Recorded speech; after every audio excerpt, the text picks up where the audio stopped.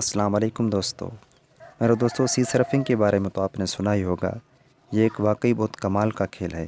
یہ کھیل دنیا میں سب سے زیادہ دلچسپ مانا جاتا ہے۔ اس کھیل میں سمندر کی لہریں جتنی زیادہ بڑی اور تیز ہوتی ہیں اتنا ہی اس کھیل کی دلچسپی اور بڑھ جاتی ہے۔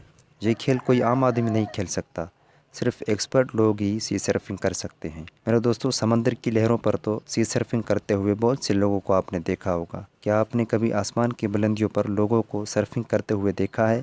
یہ جو منظر جس میں ایک شخص آسمان کی بلندیوں پر اس طرح سرفنگ کر رہا ہے جیسا کہ اس کے نیچے سمندر کی لہریں ہوں، یہ منظر واقعی بہت کمال کا ہے۔ اس طرح کی اور بھی ویڈیوز انٹرنیٹ پر وائرل ہیں جس میں آسمان پر لوگ سرفنگ کرتے دکھائی دے رہے ہیں۔